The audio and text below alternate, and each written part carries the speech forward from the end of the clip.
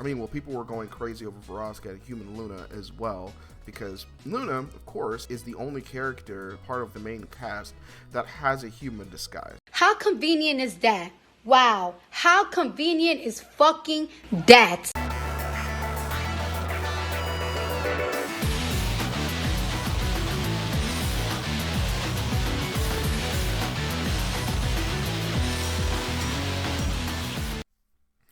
So you ever waste just like several fucking hours putting something together just for it to fucking corrupt? Yeah, that was me not too long ago when I was trying to put together an edit for the last episode of my podcast to try to put it on YouTube. It took about 5 hours to put it together, and I didn't even realize it, but the entire thing fucking corrupted. So I'm just going to try to work on something else. This is going to be off the cuff. I don't have a script for this in particular. I'm trying something new. Yeah, go figure, right? For no reason in particular, but I decided that I actually want to try to check out the Helluva Boss series, specifically the first 6 episodes of the first season. No reason in particular, don't worry about it. But in all seriousness, I had reacted to a recent music video that I was suggested. I was suggested the video, by the way. A lot of people are upset at me that I didn't have all that much stake in the actual music video itself or the lore that was surrounding it, but I don't care. I care about my subscribers and what they want me to check out more than what a fan base wants. Not to say that I have anything against the fan base, no ill will there, but I didn't go into it like expecting that I was going to be blown away. And I enjoyed the music video. Like, I did talk in the music video, but I didn't talk as much as I usually do in a lot of my reactions. So I'm going to try to make it up to you guys. Not just to, maybe offer back a little bit of goodwill, and I don't want to be viewed as like a Hassan that went and just watched a music video drinking, my hot chocolate the entire time. That's not what I want my legacy to be on YouTube, especially since I got so many subscribers off of that last video. No, I really think that I should probably put together something that looks a little bit better. So I'm going to be checking out the first 6 episodes of Helluva Boss. So yeah, let's answer the question, why the hell do people like Helluva Boss? Alright, so I just got done watching the pilot episode of Helluva Boss, and I know this is probably obvious or not. I have no idea if the episode is canon or if it's not. During this first session, I'm probably only going to cover the pilot episode and the first 4 episodes because I have no idea how well this video is going to go. In this particular series that I want to start with, I want to focus on more, popular things or more things that have gone viral. That's why they're so off the cuff, and that's why I'm, working on them now that the last video did so well. I want to get a feel for, hey, do people actually want me to do this kind of thing, or am I wasting my time? Now, I had not watched the pilot episode in months. It has been a hot second. And something, I'm just going to start with a con because I overall enjoyed the episode. I noticed that there's a lot of size issues in this episode. There are a lot of sequences where the characters are too big and or too small. The dimensions of the actual area is too big or too small. And these are things that I did not notice the last time that I watched it. Then again, it was months ago. But other than that, I think the character work is great. I think the characters themselves are really fun, and one of the things that I think is really nice about this pilot episode is it gives you a general feel of how each character is and how they bounce off of each other. And the 4 main characters are, of course, Blitz, Luna, Millie, and Moxie. I think I told someone once before that my favorite character was actually Blitz, but, and also I could have sworn that you pronounced the O. My brain just automatically wants to pronounce the O in his name. But, I ended up actually enjoying, watching Moxie on screen more than anyone else. I already forgot who, actually voices, Moxie. I know that, Blitzo's, see, I did it again. I know that Blitz is, voiced by Brandon Rogers, but I forget who voices Moxie. I've always kind of gravitated towards those characters that are kind of like the voice of reason, and Moxie is definitely this in this show. Blitz, of course, being kind of like the scatterbrained boss, which he's pretty lovable too, especially how he seems to really care about his about his subordinates, despite not necessarily being the most responsible person out there. Also, I got a better idea of his relationship with Stolas in this episode. Again, I don't know if it's canon, but it sounds like there are parts of it that are still going to end up being relevant later on down the line. How basically the main reason that he actually got with Stolas was so that he could actually better his company. And the hilarious thing is that towards the end of, that whole thing where he's trying to get out of the goddamn house, he ends up spilling the beans that he actually did help her husband cheat. But I don't know if that's going to be retconned or not. It would... I'm assuming it's going to be, because I feel like there are several issues that could have. But then again, if the wife is actually a piece of shit, then maybe she won't actually care. So, yeah, I am actually looking forward to how that's going to continue and what all we're going to learn about that. Like I said, Moxie's my favorite. The voice of reason. He gets annoyed a lot, but I can definitely understand why, especially interacting with his coworkers. Then you have Millie. The GOAT! The GOAT! A lot of people complain about her being a very nothing character, but I don't think there's anything wrong with a character playing more of a support role, even if they are a protagonist. And if I remember correctly, there was some drama surrounding that, but I don't necessarily see what the issue is. Like Millie was being a good supportive wife. I don't understand why that's such a bad character. In fact, I feel like that's not depicted nearly as much anymore, especially nowadays. And it wouldn't even matter if it was the other way around. Just having a character that mostly plays a support role to their spouse. There's nothing wrong with that, and I really wish people would stop acting like it is. There was only this notion very recently that there's something wrong with having a woman, or just a person in general, is mostly towards a woman though, but a woman playing more of a support role to their husband. And people really need to get over themselves with that. I think Millie is great. And she's got that little tooth gap that I actually ended up giving Cabrina from Zen Garden. So I'm a little biased. Yes, shut up. And of course the last character is Luna. Now, Luna's pretty cool with how unapologetically crass she is. And I know a lot of people really, really like Luna, in a sexual manner. I never have. I think that she's pretty, but she definitely seems like the kind of girl that I would not be able to tolerate for very long, especially considering that, yeah, she basically plays the rebellious teenager role, but I'm pretty sure she's 100% grown. And again, like Moxie had pointed out, she's just another employee just like the rest of them. Now, I think that eventually Blitz and Luna actually will have a legitimately father-daughter relationship, and we'll probably learn a little bit more about her later on down the line. But I'm looking forward to how she's going to grow as a character as well. All in all, like I said, favorite character is Moxie. We learn a little bit about their situation, how they ended up there, and about what they do. They're mercenaries, which I love me a mercenary. I mean, I'm literally writing a story about one.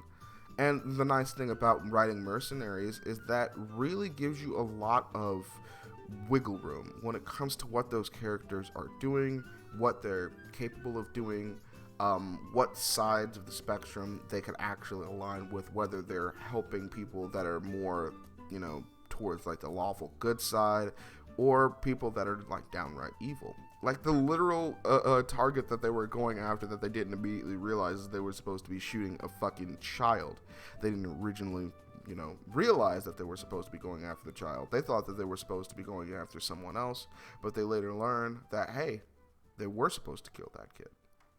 So, yeah, don't know if the video is canon, if the episode is canon. Like I said, I'm watching these episodes back to back, so I will, of course, correct myself as time goes along. But yeah, that was the pilot episode. Pretty solid episode, I think. In fact, if I had to give it a rating out of 5, I would probably give it a 4.5 out of 5. Or I guess if I'm going to do 0.5, so I should probably just do out of 10. If I would give it a score out of 10, I think I would probably give this one an 8. So yeah, on to the next one. Alright, so I just ended up finishing episode 1, and I do have to say that this one is leagues and bounds better than the last one. Not that that's saying all that much. That last one was the pilot. It has been out right I guess, mentioned or confirmed or denied that episode, the pilot episode, isn't canon. So for now, I'm going to assume that it is. It was simple, straightforward, but this is how I feel like a show like this would be set up anyway.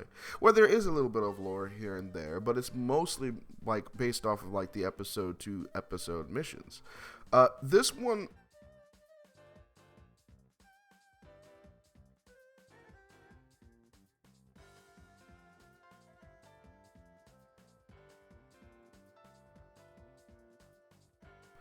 Sorry, I was tripping over my fucking words there. I couldn't speak for a second. But the main premise is that the lady that got sent to hell after she caught her husband cheating, she went to the IMP and wanted to basically, I think, just have the mother murdered because she made a whole new family with this guy that she was cheating with. Not to mention that she was a fucking slut, but then again, that's not a fucking surprise. Did you see the honkers on that bitch? So yeah, she was not a good person. The main character of this particular episode, and if this is how this is actually going to go from now on, to where like certain characters take the forefront as opposed to others throughout each episode, that's actually going to be really cool. The main protagonist of this episode was my favorite, Moxie. That's why he's the GOAT! The GOAT! And strangely enough, this episode actually ended up making me like him more. So it seems like he actually does have a bit of a conscience compared to all of the other characters. And even, towards the end of the day, he ended up making a decision that I don't think the other characters would make because of his goodwill. And it actually shows him integrity that even, if a situation calls for it, he still will choose to do things a certain way because he has integrity and he wants to live a certain way. So kudos to him. That makes me appreciate him even more, even being like a demon. So when Blitz is actually, first of all, Blitz actually offers to let Moxie take on the kill. But Moxie hesitates, so Blitz actually goes about trying to do it himself. But Moxie sabotages the mission, and we learn that all the family are actually, I guess, hunters of some sort. So they're actually pretty formidable. Formidable enough that they overpower the team pretty fucking quickly. Now, this honestly makes me wonder. I don't think that demons and humans are necessarily on different playing fields. Sometimes I just assume, and this is probably because I watched way too much shonen growing up, but I automatically assumed that there was going to be some great strength difference between the demons and the humans, but it doesn't actually seem like that's the case. It seems like demons are pretty much just like regular humans, except, they've been sent to hell, which is actually a simple way of doing that because we kind of see that with the lady that actually seeks out the IMP, that, once you die, you just become a demon. You don't get any special powers. There are resistances and such, like they can't be burned. So that I thought was pretty cool. But it doesn't seem like they have any special powers. They can still be beaten by, means that would hurt a human in general sense. We might get an extension of that over time, but it actually is cool to see that because that's actually really good for balancing. That means that they can't just go out willy-nilly into just any mission without, preparing or having a plan. And that actually gives, kudos to Blitz because he had a surefire plan that would have worked out pretty easily, but then there wouldn't have been an episode, where he appeared using the book that Stolas let him borrow. And I'll get into that in a second. When he got into the point where they went into the living world, he actually was able to just take out the mother, and I think it probably would have been a pretty clean kill, and no one would have been the wiser. But, of course, like I said, Moxie actually ended up sabotaging the plan, and that led to the three of them being hunted. I almost said four of them, but no, I keep forgetting that Luna's dispatch. She doesn't actually do anything besides answer phones, and apparently she's really bad at that. Oh, brother, this guy stinks! So all three of them actually end up getting captured. Moxie gets captured by the kids, Millie gets captured by the father, and Blitzo gets cornered by the mother. Now Blitz, I'm just going to keep saying Blitzo because I'm not going to fucking say that name correctly. So you guys can just clown me in the comments. My subscribers have clowned me in the comments for far fucking less. So, bring it on. It's going to be tame at this point. But Blitzo ends up getting a call from Stolas, and this paints Stolas in even a worse light. I remember Crimson saying something about Stolas originally being written as a really shitty character, and I'm starting to really see it because now he's trying to extortion Blitzo for the use of the book. Apparently Stolas knew that Blitzo had taken the book, and they both apparently used the book for work. Which, I guess that makes sense since it's Stolas' book. So it makes sense that he would use it for work, but I don't understand why Blitzo can only use Stolas' book to travel in the living world, but I guess that it's just an artifact that only the rich are able to actually access, which I still have no idea exactly how society works between the poor and the rich in Hell. It seems a bit redundant, but then again, I guess, every realm needs some kind of system. So, I guess it makes sense enough.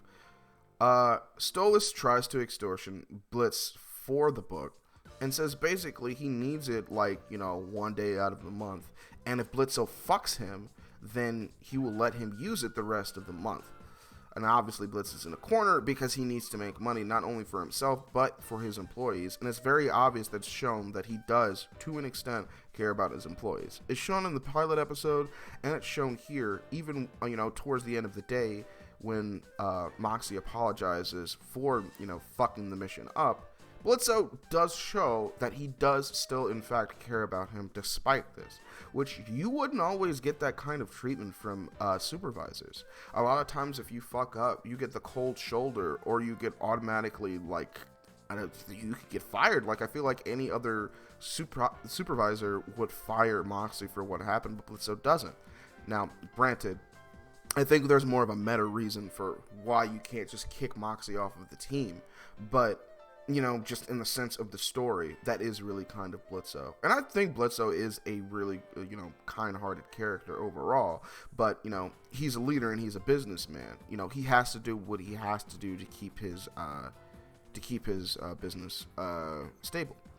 And Moxie, Millie, as usual, is very supportive of him. And she relays that lesson back to him towards the end. And honestly, I think personally that's a really good lesson to teach, is that it's okay to not want to hurt people, but in some situations you do have to hurt people. And it's really refreshing seeing a story put together in the modern age that isn't all about men are bad and all women are victims. It is very refreshing. Now then again, I think this episode came out maybe a year or two ago. So, but that was still deep into the realms of third wave feminism. I don't know necessarily if Viv is a third wave feminist. Not that it matters. As long as it doesn't bleed too much into her work, then I don't really care. And that's the problem with a lot of modern media, is that they can't keep their political beliefs out of their stories. I don't think there's necessarily anything wrong with having your political beliefs shown in your stories. I think what's the problem is that it ends up being more politics than actual story substance. And it's nice being able to watch this show and see that, well, that's not what's happening here. There actually is a story, and there actually is some substance here, and the men in this show aren't completely fucking retarded, which is really, really nice. But yeah, I think this episode was definitely better than the pilot episode by a large margin. It was a Moxie episode too. Towards the end of the episode, Moxie still decides to call the officers on the father and the two kids, because at the end of the day, even though they did get attacked by the family, they technically were attacked in self-defense. So in the grand scheme of things, the father and the two kids weren't as at fault as the mother was. So Moxie still tried to call the police. Now, granted, it seems like we're in the realm of the Coffin of Andy and Lele world, where pretty much everyone is a goddamn piece of shit, and so the police actually finish off the rest of the family for very little reason. Yeah, I really don't have anything to say about that. Just what the fuck? And it leaves Moxie pretty much scarred for life at the end. But, I mean, I guess we gotta end off the show with a punchline. But yeah, 10 out of 10 episode here. I really fucking loved that one. On to the next one. Alright, quick thing before we continue for today. Today's episode is actually sponsored by the Rooftop Experience. If you guys haven't heard of the Rooftop Experience yet, it's actually a podcast that I run with 3 of my friends, as well as some regulars that come in every now and again. We talk about pop culture, social media, celebrities acting fool, video games, anime, things like that, and we also check out memes from time to time. Now, the episodes usually go up every Saturday at 8 p.m. That's when we usually get started. We're still really small, but hey, we have a lot of fun there, and we would love to chat it up with you guys as well. You'll even have your comments up on screen via StreamYard, since that's what we use. But yeah, if you want to have a good time, if you're tired of just hearing just me, you want to hear some of my buddies as well, and you want more constant content as opposed to, the once or twice a month type of stuff that I do over on here, then be sure to head on over there and check us out. I'll see you guys over there. Alright, so I just got done watching episode 2. And, yeah, I think Stolas is very quickly becoming my least favorite character on this goddamn show. I'm getting really fucking sick of him. And no, before, I know what you guys are going to say, oh, at the end of this episode, he reconciled and blah, blah, blah. Weezy out of here. Weezy out of here. No, all he did was waste everyone's fucking time. Alright? Okay, so the whole episode is about him trying to make his daughter feel better because he used to have a better relationship with her. I already forget what her name is. I think it's Octavia or something, right? And back in the past, he used to have a better relationship with her, right? Would use the, cool spell book, which I guess that puts that, into perspective a little bit more. The book that he lets Blitzo borrow. He has the ability to use it to travel to I don't even know, anywhere in the universe, I guess. And we use this to have a lullaby, sing a lullaby to Octavia, which I noticed that Viv really, really, really enjoys musicals, which is fine. I get it. It's cool, it's quirky, it's unique, and it fills up time, so I can't even hate on it.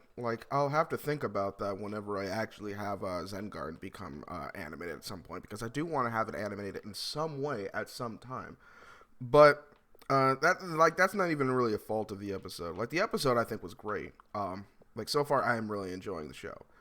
But Stolas is a douchebag, and I'm sure his wife is worse. And it's not even really explained what their issues are, just that there are issues. But again, everyone's time was wasted during this episode. Octavia over and over, and the whole plan is that Stolas is oh, let me take you to this place that you used to like when you were really, really young. And she repeatedly says that she doesn't want to. Bear in mind, Stolas is one of the most tone-deaf people that I've ever heard. And he has marine syndrome, whereas he becomes self-aware towards the end of the adventure. I'm not about to get into that right now. And I already know that some people are probably also thinking oh, he gets better later in the show, da da da da da. Bitch, I don't give a fuck. I don't give a fuck. This is not a review of later in the show. So do not come to my comment section talking about he gets better later in the show. Because I've had people tell me things like this before. This character gets better, here, here, here, and here, while I'm talking about how they are currently. Instead of actually acknowledging that maybe what I'm saying about the character right now is actually legit. I don't care about how they are later in the episode, or later in the show, or whatever. I'm talking about them right now. Now, this episode ends up actually showing even Blitzo in a better light. Well, Moxie too, but Moxie's the fucking GOAT, so what else is new? But basically, Stolas wants to take Octavia to this to Lululand, which apparently is supposed to be pretty much a spoof off of another type of amusement park, but it's basically like a circus. Octavia says she doesn't want to go, but Stolas insists. And while she's in the room, and this is actually a pet peeve of mine that I deal with in real life, so kudos to Viv for actually depicting this, because this same thing happens to me. Stolas outwardly flirts with Blitzo as he's asking for his protection, as both of them go to the amusement park. And this is something really fucking annoys me towards the end there, and again wastes everyone's time because of that. So Blitzo, of course, accepts, and, being not a simp, he actually goes ahead and makes sure that he's actually going to be paid money for this job and not being paid in sex, because he's already being extortioned. He doesn't want, just to give Stolas more of what he wants. And so, of course, he agrees, and he brings Moxie and Millie along with. Luna is in this episode for maybe like 2 seconds, has a voice line, and then she doesn't show up again. So basically the entire episode is Stolas and Octavia going around through this amusement park. Octavia is obviously not enjoying herself, but again, Stolas has the fucking self-awareness of a fucking brick. So that's one of the biggest like gags there. Apparently Blitzo also has some kind of history in this place. I think he maybe like used to work here, and he has beef with with Lulu. At least I think that's the name of the... No, that's not the name of the clown. I don't remember the name of the clown, but it's a robotic clown that apparently Blitzo just really does not like and ends up having a gunfight at some point. But a bunch of crooks were chasing Octavia and Stolas around as well. So that's, I guess, to give Stolas like an actual reason for wanting bodyguards in the first place. But it turns out he actually has powers of his own, so he doesn't actually need them to bodyguard her. He doesn't actually need Imp to bodyguard him at all. Now we get some cute scenes with Moxie and Millie, of course, but of course whenever they're on screen, it's always amazing because, they're the model fucking couple that you never see in modern time, where they actually love each other and care about each other and are faithful to each other. So that goes without saying. Glad to see them, doing their thing again. Blitzo eventually is able to actually get revenge on the robotic clown, but ends up blowing up the entire circus to begin with because, this show is on regular show levels of just like things going from 0 to 1,000 out of nowhere. So that was pretty funny. But towards the very end, Octavia, I keep saying Octavia, but it's Octavia. Octavia was some freaking... Actually, I'm not going to go into why I keep saying that name. Disregard what I just said. So Octavia runs away. Stolas follows her, and she says, again, for maybe like the 6th time that she doesn't want to be there, but she says a little bit more that, again, should have been obvious, that she's unhappy because her parents are not happy together. And again, I relate with that very well. My parents divorced each other maybe like 6 years ago, and they're both back in new relationships, and I'm constantly in the middle of their nonsense, in the middle of their fighting, in the middle of their arguing, all that kind of shit. So this particular episode really hit close to home. This one, honestly, might be my favorite one so far, because not only was it really fun, but it was also like a really strong like lesson at the center of this. And even though Stolas actually fucking listens at the end of this episode, I really don't want to give him a pass, because even if you ignored everything that happened in this episode, he's still a piece of shit that's extortioning Blitz. Not saying that Blitz is like a saint or anything, but so far Blitz has only been getting better and Stolas has only been getting worse. So like honestly, it puts that song a little bit more into perspective. Like if Stolas continues being this much of a douche, which apparently there's going to be a huge retcon later on in the show, and I'm not looking forward to that. I really hate retcons, especially when it comes to a character that's outright being a shitty character and ends up not getting comeuppance for them being shitty characters, and then later just being rewritten as if they were never a shitty character to begin with. That shit fucking sucks. Thankfully, I don't think it happens all that often, because it's stupid. But if that's what actually ends up happening with Stolas, and it's not actually, it's like talked about, or it's not rectified like the things that he's done shitty, I turned my heat off, and it's still going on. But I guess I'll just have to turn it more off. It's whatever. I don't care. Hopefully it's not that loud for you guys in this part. I'm going to go ahead and wrap it up a little bit because of that. But basically, Stolas and Octavia, they actually leave the circus. And Stolas promises that she's never going to leave Octavia behind in favor of Blitz, because that's what she's most worried about.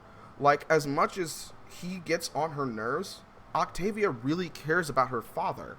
And honestly, it reminds me just a little bit of Seth. That and Octavia's voice and accent is actually really fucking cute. I'm not gonna look up her VA though, because I feel like that's a little creepy.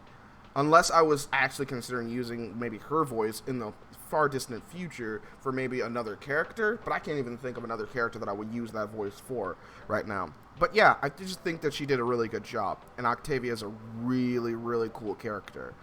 But yeah, that's my review of the second episode so far. On to episode 3. Yeah, see you there. Jesus fucking Christ, it's cold in this house now. Like, to put in perspective, anybody that's watching this in the future, I'm doing this, putting this all together during the winter time. But y'all don't give a shit about that. On to episode 3. I'm going to say something that a lot of y'all probably are not going to enjoy. I didn't really fuck with this episode. It was such a nothing burger. Just about, like, I just don't care. Now, this was the episode about, I can't even remember the name of the pot idol, the Verostica episode. You know, apparently Blitz and Verostica, like, dated at some point in time. And so Verostica stole Blitz's fucking parking spot. So this transpired into them having a bit of a challenge, which, in retrospect, I don't really know why Verostica even fucking, like, went along with this. Because Blitz was like, oh, I'm going to, you know, challenge you to get a whole bunch of, like, you know, fuck a whole bunch of people faster than we can kill a whole bunch of people. Which, you know, silly enough premise. It's a comedy show. I have no problem with it being silly. I just feel like compared to the other episodes, not a lot even happened. It was spring break. You know, how all the spring break tropes go. Everyone's fucking horny. So the perfect time to do something, you know, like this. And I think back when this episode was new, people were going crazy over Verostica. I mean, well, people were going crazy over Verostica and Human Luna as well, because Luna, of course, is the only character, part of the main cast, that has a human disguise. How convenient is that? Wow, how convenient is fucking that? You know, we've all seen it. We all know what it looks like. And, you know, she looks cool. I think her haircut looks nice. The issue is that, again, I feel like there's no real substance to anything that's happening here. Of course, Moxie, every time he is on screen, he's fucking hilarious, especially towards the beginning. My favorite joke of the entire episode was, well, besides the fact that Moxie got fucking shit-faced drunk at one point, and that was fucking hilarious. But my favorite part of the episode was closer towards the beginning, where Blitzo revealed that he actually was, you know, doing something with Verostica. And everyone was wondering why. And of course, Moxie comes out with, is she blind? Suffering some form of brain damage. and this is big kudos to not only the voice actor, but also Viv as well. The face that he ended up making was priceless. I ended up having to rewind and like see that part like a few times because it was so fucking hilarious. Like, Moxie's absolutely the GOAT. Like, he's amazing.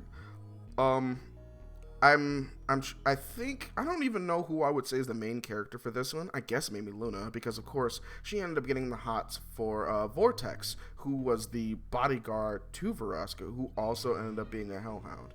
And yeah, she really wanted to get with the dude and was willing to actually ruin her relationship with Blitzo, who we find out actually is her legit adopted father. I always thought it was kind of like more of a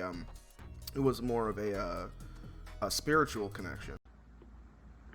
Huh?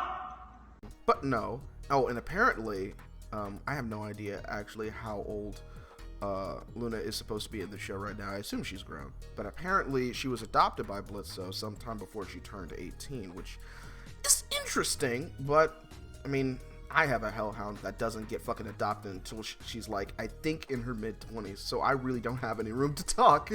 But, not that it matters. In fact, I think that's really sweet. And again, just gives more points to Blitzo, just being a really, really awesome character. Like, I already liked him. He was my favorite for a while, and then I started the show again, and he ended up second place. Millie, of course, is really awesome too. I still have no idea why people dislike her, like, especially that southern accent, but maybe I'm just a little fucking biased. Yeah, I can admit it. I'm a little biased.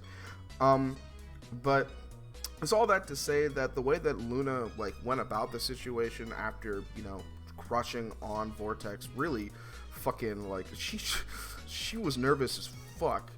like it honestly hits home a little bit for me as well, because when I first started, like, you know, trying to date and, you know, being attracted to certain people, and this is before I even realized that I was bisexual, I was pretty awkward myself too. So it's a breath of fresh air actually seeing a female being awkward for once. Not that I want her to be awkward, but more so I just think it's relatable. That's all I'm trying to say. The main four are incredibly relatable in their own ways, which I appreciate. There are a lot of shows, especially nowadays, that have so many like main characters that are not relatable in any sense. And that's one thing I really appreciate about Helluva Boss. These characters are all like, they feel, even though they're demons, they definitely feel real. And of course, Blitzo being an awesome person as well, and showing, you know, the kind of person that you need to be when you're a father.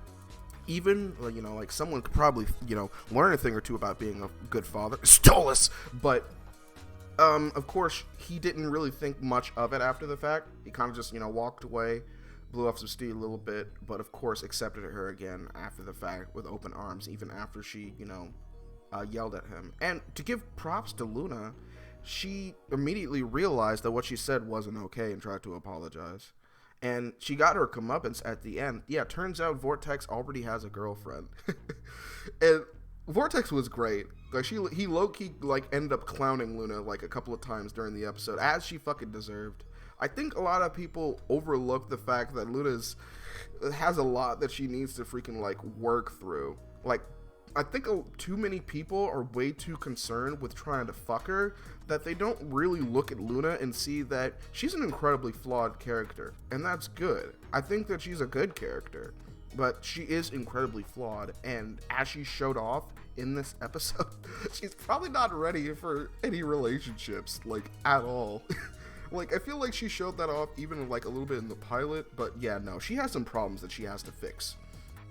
Of course, every scene with Moxie in it was great, and every scene, you know, with Millie in it, you know, of course, going after her man, great too. I don't see why people say that she doesn't have a character. She very obviously has a character. Like, I know I got quiet for a second, but I'm literally sitting here trying to think of why people dislike the way that Millie's written so badly, or at least seem to. Like, yeah, she's strong, she cares about her husband, she's always going to bat for him and try to save him, and she's incredibly loyal. Literally, what are you guys bitching about? Like, I don't get it. Like, someone tell me in the comments what is so bad about this character. I don't see it. But other than that, I didn't care about Verosika. I didn't care about the spring break thing. And maybe I wasn't necessarily supposed to care about her. Like, again, it's a comedy, so maybe I'm looking a little bit too far into it. But compared to all the other episodes, it just didn't seem like much was happening. Everything that occurred in this episode was pretty much just, you know, for petty reasons. And it got resolved pretty quickly towards the end once the big, you know, fish monster appeared and, you know, terrorized the beach. But it was a fine episode. Like I said, my least favorite so far that I've watched, but there are definitely, it definitely wasn't a terrible episode. It's just, I don't know, it felt like such a nothing burger. But yeah, on to the last episode that I'm going to work on for this session. Oh, Jesus Christ, I need to eat something after I'm done doing this. Doing this back to back, I've realized it fatigues me real fast. That, and it's still fucking cold. Alright, so this is the last episode that I'm actually going to be reviewing for this day. Well, this session, rather. And I'm not gonna lie, this also didn't really feel like much of anything. It was funny. It was a really funny episode. But somehow it seemed like there was even less lore in this episode than it was in last. And I know not every episode is about lore. You know, there are probably like plenty of episodes that they've just wanted to make just to, you know, be fun. So we learned about a rival group called c.h.e.r.u.b that was actually sent from heaven that actually do the opposite of what it does. What they do is that they try to either convince or prevent people's deaths. So there was this robotics duo. They had put together this machine that basically made it so that they could either travel through time. Basically, I think it was supposed to be kind of like a fountain of youth. They could make themselves like younger or older. I don't know why there was a setting to make themselves older if they didn't want to do that, because that's what they ended up doing. They went into the machine and they ended up getting older because there was also a setting to become old, but they specifically wanted to be younger. I don't know why you would put together a machine that allows you to become older if you didn't want that to happen. That seems strange to me. That just makes no fucking sense. I mean, it's just bullshit. Fuck. Oh my. But that's not really the point. Now, the one robotic person that actually did end up dying and going to hell wanted to be reunited with his business partner because he just barely escaped death. Now, when the group actually goes to go find him and try to kill him, c.h.e.r.u.b shows up, and their basically entire shtick is to try to convince him not to off himself because the other guy, the shorter guy, wanted to try to kill himself, and he was going to, I think, use his like oxygen fucking cord to fucking tie a noose, which was pretty funny. Also, I noticed that one of the running gags is that Blitzo will try to be, super confident and then immediately eat shit, and he did it again here, and this is probably like the funniest time that they do it, because this is what I'm talking about when I say comedic timing, because I like to talk with my co-hosts over on Rooftop Experience. You could check that out, by the way, it's really good. I talk to them a lot about comedic timing, and I think it's really important, especially when making jokes.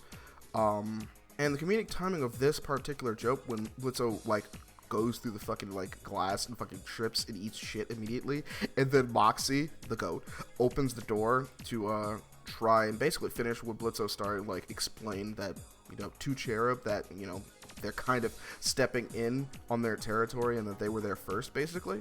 And then the camera just goes over and like looks down at Blitz and then back at Moxie. I think it's pretty fucking hilarious. But yeah, the entire episode is pretty much that one gag. Several things that c.h.e.r.u.b tries to show the inventor are that life is worth living for, and Imp basically does the exact opposite. At the end, it pretty much finishes off at this like opera recital, and at the end of everything, first of all, c.h.e.r.u.b, they lose their shit. They were trying to be nice even towards them the entire time, but once they get to the opera recital and they ruin this, c.h.e.r.u.b's had enough, and then they start fighting. Imp.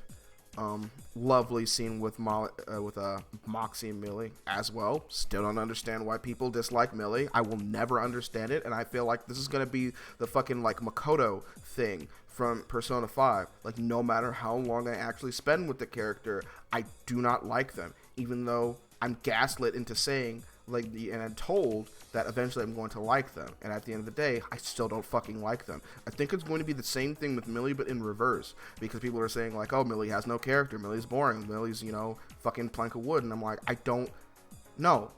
Fucking Captain Marvel, Carol Danvers is a plank of wood, alright? Not Millie. Millie's great. Shut up. Shut the fuck up. God damn, nigga. But I digress. That's pretty much everything that happens towards the end of at the very end of the episode, c.h.e.r.u.b accidentally gets a piano tossed onto the second inventor's like body and kills him, and because of that, they're not let into heaven. Now, something that I actually ended up noticing about this episode is the little fucking like deer bitch that comes down from heaven to tell c.h.e.r.u.b that they can't go back. I could be wrong, but for one thing, I think this character is actually a character that Viv represents herself with, at least on Twitter. A little fucking deer bitch. Now, I don't know if Viv also voices that deer, but I mean, hey, if that's supposed to be God, then that would explain that, because technically that would be the God of their universe. But yeah, Imp escapes, and eventually we learn that the first inventor didn't actually want to like hurt the second inventor. He just wanted to be reunited with him, and we learned that apparently the second inventor was always a piece of shit. It was always assumed because he was rich that he was a piece of shit, but the joke like ends up that, oh no, he was just a piece of shit because in order to get all of that money for his robotics, he did a whole bunch of experiments on the poor, which, I mean, granted, it was an interesting It was an interesting, like, ending there for that. Now, there was a joke in the middle of this episode, and mind you, I think this episode came out 2 years ago. I don't know who it was supposed to be referencing, but basically it was just a jab at freaking, like, rich capitalists and nonsense, and how, it's not that bad to get upset at the fact that they're dying. I don't know how everyone else feels about the concept of being happy that rich people die. I personally don't see the point, because I have a lot of people that get mad at me if I feel bad about certain people dying. And granted, it's a double standard. It's not every single person. Here's an example. There was a point in time, you guys remember Gilbert Gottfried, right? I think he died like 3, 4, 5 years ago. And I felt pretty sad about it because he was an entertainer that I really enjoyed, and then someone chewed me out for it. And so I let it go. The thing is, on the flip side of that, there's also the millionaire Kevin Samuels, the Manosphere guy. He died a few years ago. And the thing is, a lot of people, myself excluded, really respected the guy. I still respect the guy. And I still watch a lot of his content, even now, to this day. Judge me if you want to. I don't give a shit how you feel about that, to be honest. But I digress. No one is really seen giving shit to anyone about being upset that he died, and I don't understand what the point is. All in all, if the person wasn't a piece of shit and then died, same thing with Stan Lee. Same thing with Stan Lee. I wish a nigga would freaking sit here and say, oh, he was just another rich asshole. I'm glad he died. You don't catch anyone saying that shit. Why? Because it's fucking retarded. I don't understand the double standards. Why is it not okay to feel bad that Gilbert Gottfried passed on because he was rich, but it's perfectly fine to mourn Kevin Samuels and fucking Stan Lee? All three of those motherfuckers were rich, and you can't even put race into it because it doesn't matter. Stan Lee was white and Kevin Samuels was black. And I don't see anyone giving anyone shit about mourning those guys, even though that they were rich. Shouldn't it be enough that you admired the person, and then it should be okay to mourn that person because they died, because they were a good human being? Is that not enough? Is it as soon as you get into a certain tax bracket, even if you're a good human being, the common person still shouldn't give a shit about you? Like, jokes like this really upset me. And it's just because, like, it doesn't make sense. It's hypocritical. Like, Viv is rich. Viv is incredibly rich. Like, we talked about it like months ago on the Rooftop Experience on like season 2 or 3. And this is nothing against Viv. I have nothing against her.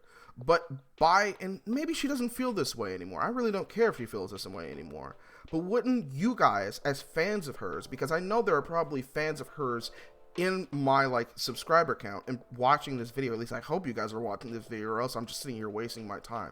If I sat here and I came out and I said, wow, Viv is a rich asshole, she got like shot or something, and I said, all of you guys started mourning her and were like, she made such great stuff, it's sorry to see her go. And then I came out and I said, why do you guys fucking give a shit if she's dead? She was just another rich asshole with a lot of money. Why should we give a shit? Or is it okay because she's a woman? Is that the card that you guys would play in that situation? I would assume not, because I would assume you guys would have more integrity than that. And I wouldn't say something like that either. It doesn't matter how much money she has. She's an entertainer, and even though she doesn't always say the greatest stuff on Twitter, she's still an entertainer. And from what I've watched so far, she's at least decent at entertaining people. Like I said, I've watched 5 episodes. All 5 episodes were at the very worst decent, but my point still stands. I don't think it's okay to look down on someone or to say that someone's life doesn't matter just because they make more money than you. That is retarded. And that's what I'll always think. Maybe people don't agree with me, but that's fine. Like my friend Dorito said when, discussing like Miles Morales, I'm not here to impress you, and I'm not here to, what else did he say? He said, Miles isn't here to impress you. Miles isn't here to, I guess, leave a lasting impression or something. I don't know, whatever the fuck. But I'm going to use his same logic in this situation. That's not what I'm here for. I'm here to entertain you guys. I'm here to give you guys my opinion that you guys subscribed for. Or else you guys wouldn't be subscribed. You guys wouldn't be watching.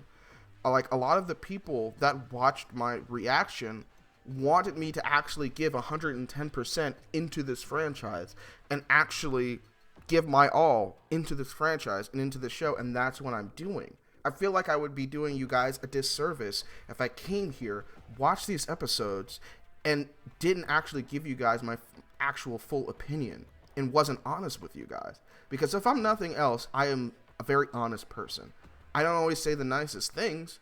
I'm a bit blunt, but I don't like to lie. For one thing, I'm not good at lying. I've tried doing a lot of lying when I was younger and it never worked out for me because I'm a terrible liar. And that's why I just stopped doing it. This is how I really feel. I don't think human life should be determined by how much money they make. And if I have to be alone on that, if I have to die on that hill by myself, then I will. But I said all that to say this. I'm going to end the episode here. Like I said, this session, I just wanted to go through the pilot and the first 4 episodes. Depending on how well this video does, I will pump out another one as soon as I possibly can regarding the last 4 episodes of the season. But, as a recap, I asked a question at the beginning of this. Why the hell does everyone like Helluva Boss? And I think I definitely understand the reason that people enjoy the show. But I'm going to give my reasons because I definitely think that after watching this, I can say that I'm at least a casual fan of the show. I like it. The characters are great, especially the main 4. Moxie, of course, is the best. He's the fucking GOAT. That's why he's the GOAT! He's so charismatic, he's so funny, and he's the voice of reason. Every group needs one. Blitzo, he's a caring father, he's a boss that's a little scatterbrained, but he genuinely does seem to care about his employees, for the most part, sometimes. He cares for Luna at the very least. Luna's probably my least favorite of the 4. Yeah, I know, shocker, right? I don't like the one that everyone wants to have sex with. And I honestly think that's because she's barely in the show, at least up to this point. When she is in the show, she's charming. She's got, every show needs their, like, what's it called? Token, rebellious teenager type character, and she's a goth, so that's cool too. But other than that, I don't know. I think she's fine, but I don't think she's necessarily all that remarkable. Maybe that will change later on in the season. You can tell me that, as I'm sure plenty of you will tell me that, but until I see it, that's where my opinion on her stands. She's fine. Millie, The GOAT! on the other hand, is amazing. I'm looking for the reason that people don't like her. She is, like she's fierce, she's powerful, she loves her husband. Maybe it's just because this day and age, those are traits that are seen as, like, lesser for women.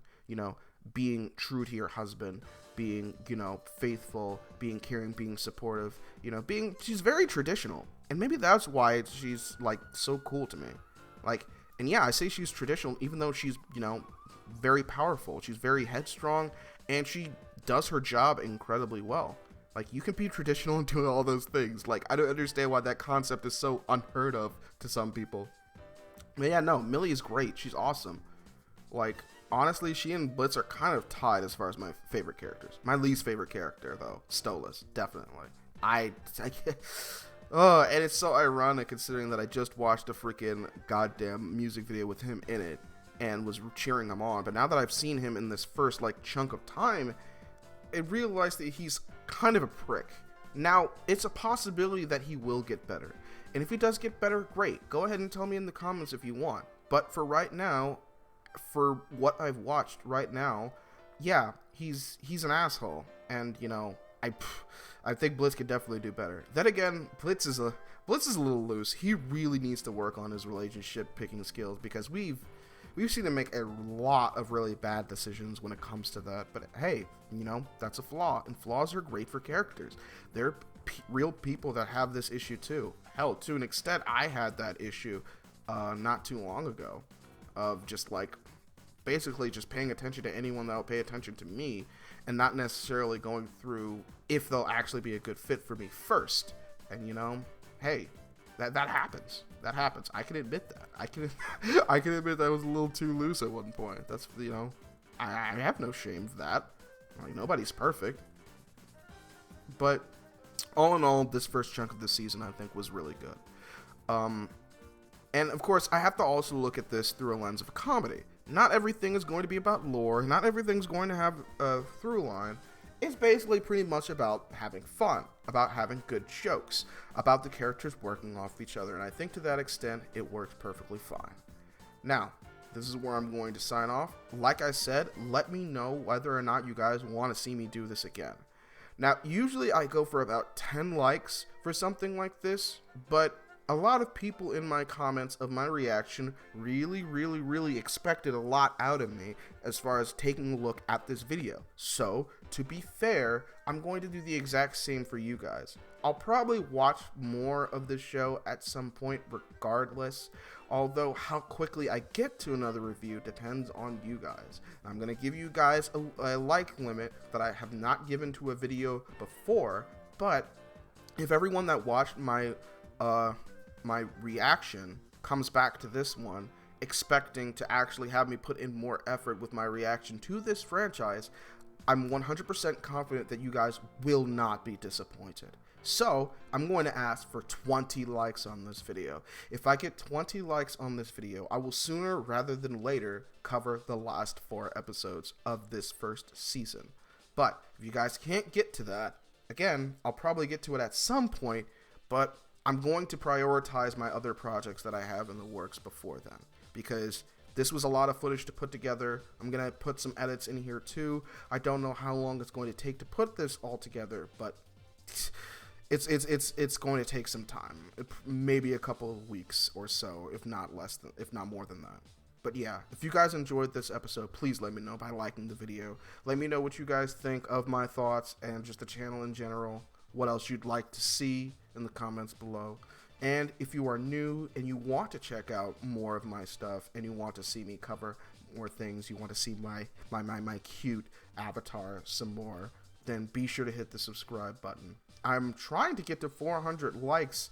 Well, not 400 likes. I'm trying to actually get to 1,000 subscribers. It's going to be a while, but my next milestone is definitely 400, and I definitely do think that I can do that. So hopefully we can do that together and cover more Helluva Boss stuff in the future. But yeah, this is Having Network signing off. I'll see you guys in the next one. Peace out.